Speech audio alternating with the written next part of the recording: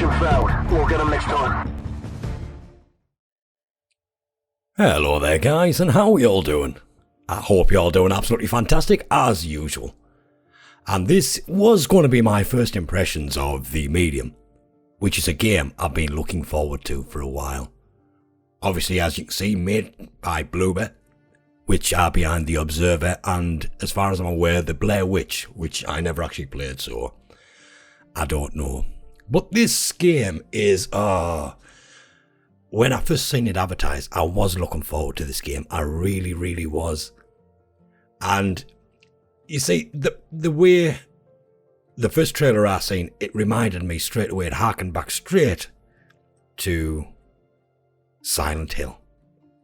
And that's the problem with games nowadays. They feed on nostalgia. The innovations we make in technology is such big leaps. But the innovations we make on harnessing and leveraging that technology is not as big, in my opinion. I know graphics improve all the time and they do get substantially better, but overall gameplay of games and the presentation, everything pretty much stay stagnant. We accept it over and over again. How long now have we just become accustomed to a game coming out and thinking, do you know what? It'll get fixed eventually. They'll send out patches. They'll do this. They'll do that. And we accept it. And because we accept it, it's not just one game developer that does this. It is all the game developers. They all do the same thing because they can get away with it. They no longer have to put out on a day of release an actual working game. And that's the problem we've got with this. I was looking forward to this. I mean, recently I've been having a lot of internet problems, so I've been going through single player games. And I was currently going through Hitman 3. But then my internet come back on, so I jumped back on Call of Duty. As you do. But I seen this game, I got it off Game Pass.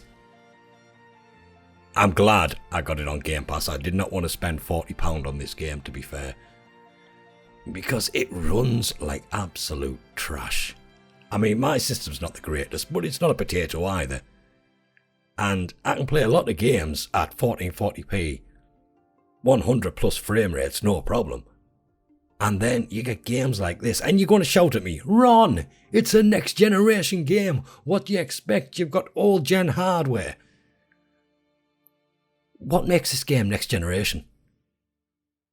Yes, I suppose the environments look good. I was going to say pretty, but good.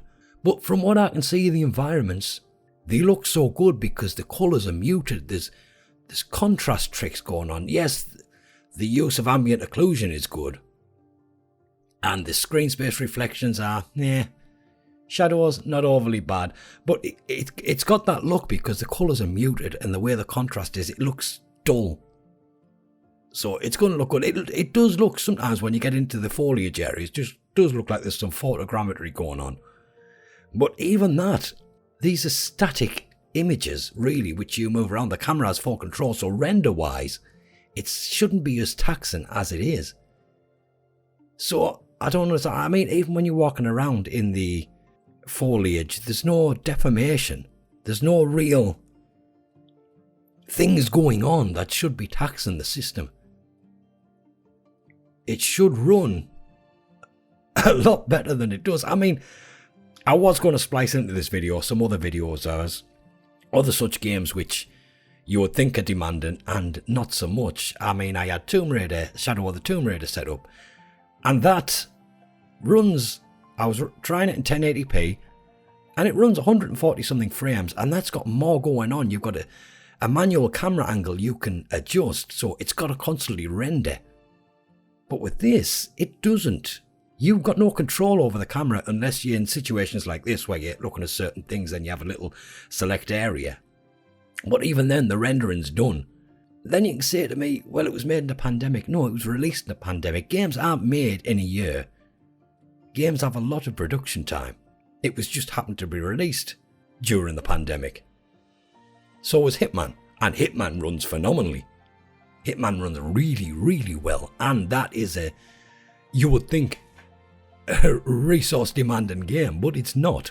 This is where we're at. They give us games like this all the time. I mean, like you know, I'm an avid Call of Duty fan, and they rinse and repeat the same thing. They are just a money-hungry company, Activision, so we got used to what they give us. But in that getting used to it, it gives the signal to other developers that, do you know what, it's not ready, let's just chuck it out. Look at CD Projekt Red with Cyberpunk. I mean, I did have some footage of that from patch 1.6 I was going to put in here as well, and how well that ran compared to this. And they got a lot of stick, purely for the fact that they had this reputation as a consumer-friendly company. And when they released the product, people didn't like it. People jumped on them because they didn't expect it from them. But to be fair, in CD Projekt Red's defense, if they see every other company doing this, they are going to do exactly the same. It's as simple as that, you know? And the only thing is, that's not what they're known for, so they got called out on it, and they gone through a lot of stick for releasing a game in a state other developers have been doing for a long, long time. Now, is that fair? No. But I'm not sure how big this studio is. I don't... Until The Observer and stuff, I'd never really heard of them, so I don't know. How can we just keep accepting? I mean, look at it this way. This game's just come out. It's unoptimized. I mean, me personally, after doing this video, I got to the second screen split stage and it dropped down to 14 frames a second. And I was like, you know what? I'm out. I cannot play this. I will wait because 90% sure that there's going to be a patch coming out for this performance-wise, isn't there? So I'll wait. But it got me thinking. If I didn't have Game Pass, I would have bought this game at £40 or £45, whatever it is. And I wouldn't have played it until it was fixed. And we all know they're not in the habit of rushing these fixes out. So if I had bought it, I would not play it. I would have given top dollar for it, but not played it. And then by the time they did fix it, it'll probably be on sale for half price. So it's the consumer, these early adopters, that get screwed every single time because they keep rushing out paying top dollar for the game. The games that come out are pretty much unplayable until a little while down the road, which by this point, the game they paid full price for is now half price. So being an early adopter to these games and supporting these companies is pointless, because you can support the company all you like, but they don't support you. And they prove that with the releases time and time again. And like I keep on saying, I could just not play them. I could just not engage with the games, but every developer does it. It's the same as devices. Your iPhones, your Samsungs, your Androids, whatever it is. If one company removes something, let's say Apple removed the headphone jack, and that was a bad move on Apple, and they got criticised, but no one really fought them on it. And because they didn't get as much backlash, all the other companies started removing headphone jacks. Now, Apple's going to be removing the charger port. Oh, that's a big thing, but we'll not cry out about it, so other companies will remove them.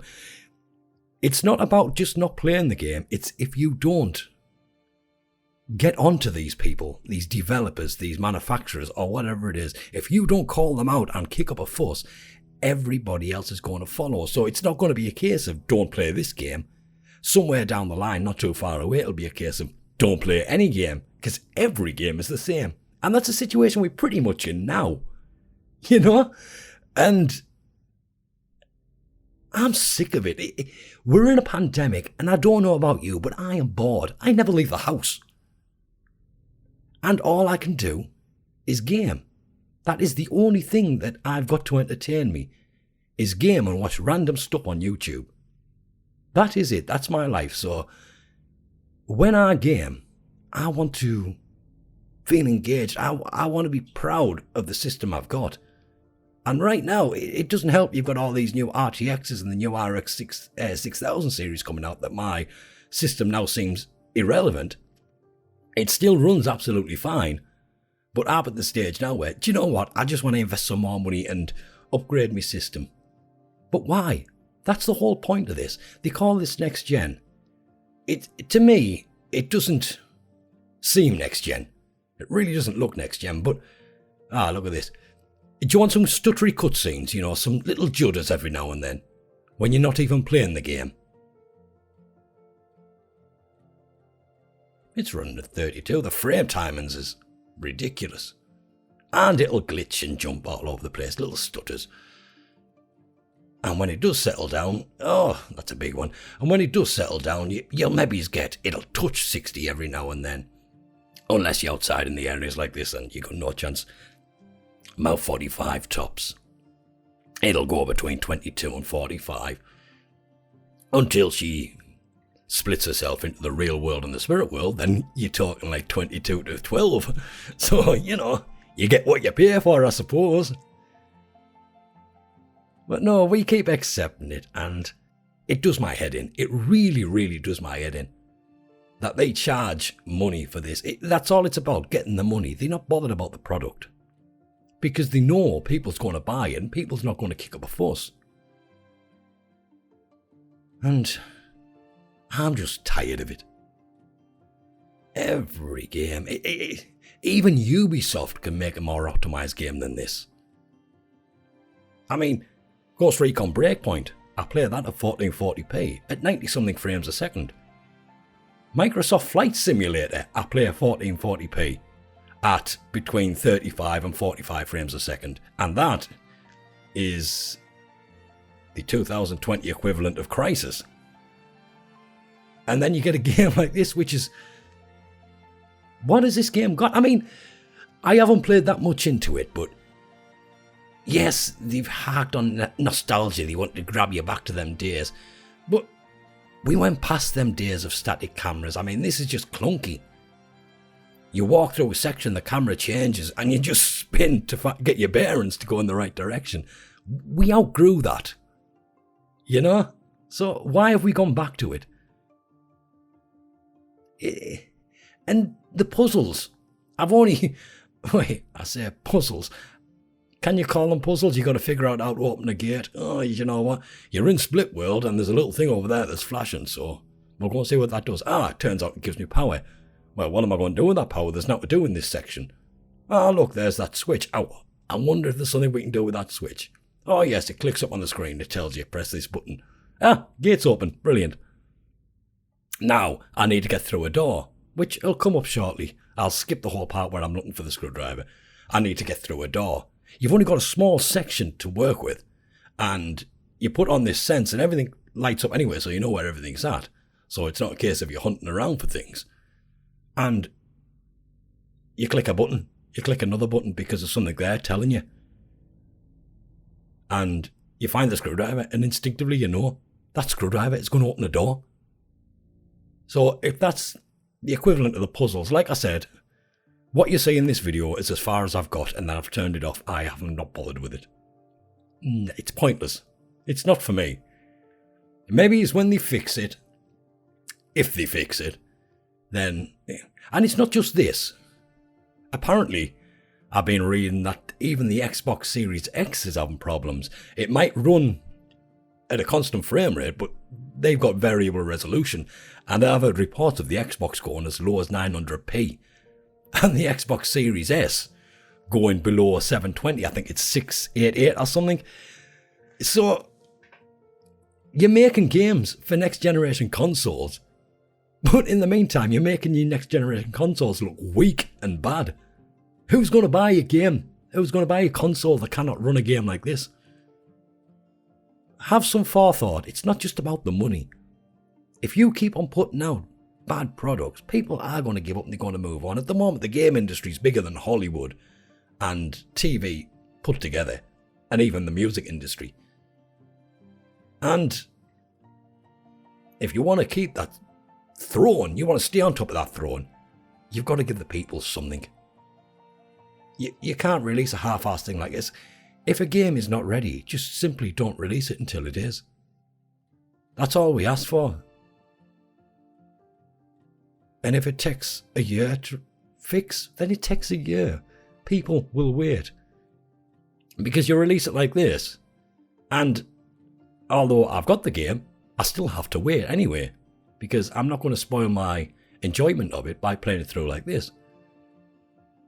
Every time I turned it on, I mean, even there's no sound on this, because the intro gave me sound, and then as soon as I clicked into the game, the sound went off.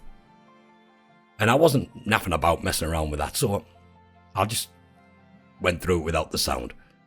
Why not? But it makes me resent my system now. Now I'm looking at my system, which I only built in, I think it was May of 2020. And it cost me a lot of money to build. And now I want to throw it out and get something new. And overall, that's got to be the idea, isn't it? You've got all these new cards coming out. This is what I was getting onto before and I forgot. You've got all these cards coming out.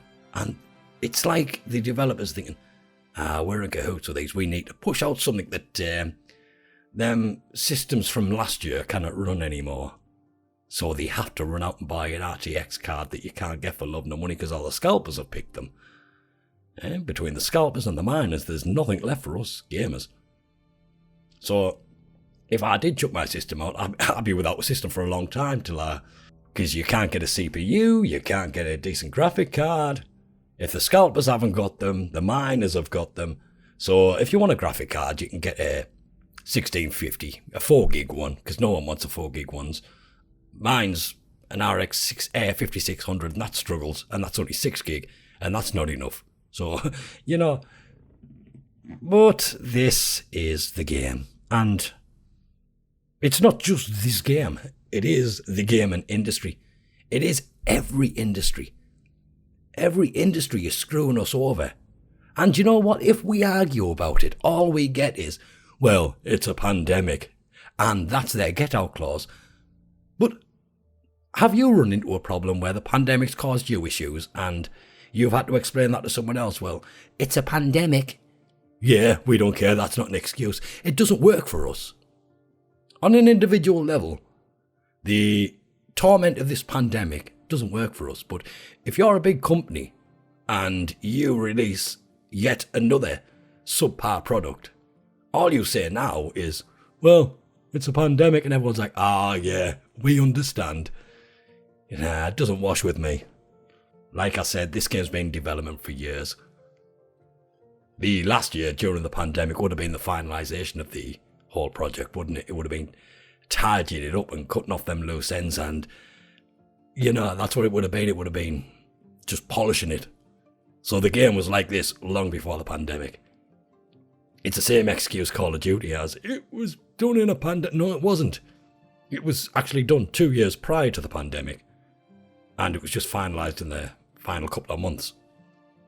So don't be using excuses. I know it's a bandwagon everyone jumps on. But don't. So what would I say? Obviously I can't do a full review of this game because I'm not going to play it. But what would I say to you if you were thinking about buying this game? Just don't. Wait. I mean, even the gameplay doesn't feel that compelling to me. It feels dated. So, wait. If it's a game you really want to play, wait till it's fixed. Even on your consoles, it may run under constant frame rate, but them resolution dips, no, that's sometimes worse. So, it's up to you. Personally, I would give it a miss. Wait till it's been out and it's in the bargain bin, which if they don't fix it anytime soon, it's going to be in the bargain bin really, really quickly. But do not rush out and pay £40, £45 for this, or $60, whatever it is. Just wait. See, if you don't buy the Tosh they put out every single time, they'll have to stop putting out Tosh, won't they? If people refuse to buy a subpar product, then it stands to reason they'll have to stop putting subpar products out. Or they can put them out, and then as time goes on, they'll realise that they only actually make sales 6 months down the line when it's been reduced. But if we don't make a stand and we don't stand up to these developers, these companies, these publishers, because half the time it's a publisher's problem. It's not usually down to the studio, it's the publishers. They put a lot of pressure on these little studios, and all studios for that matter. So just don't buy the products. And I know that's easier said than done. I mean, like I said, I'm a Call of Duty fan. Am I going to buy the next Call of Duty? Am I hell? No way on earth. I wasn't going to buy this one, the current one that's out, and I wish I didn't. And like I said, this game, I'm being harsh on it because it is on Game Pass and it is free, essentially, after you've paid that $9.99 a month. Or is it $12.99 a month? I can't remember now. But even that, you are still paying for it over the long term. I mean, even at $9.99 a month, Game Pass is still costing me £120 a year. So you're still essentially paying for it, but I'm not as gutted because I would have forked out the money for this and I'm just glad I didn't. But anyway, that's my impressions of this game. If you wanted, get it. But I would wait, honestly. At the moment, it sucks. I'm out. Thank you very much for watching. Feel free to leave it a like or a dislike if you disliked it. And a subscription's always welcome. Take care.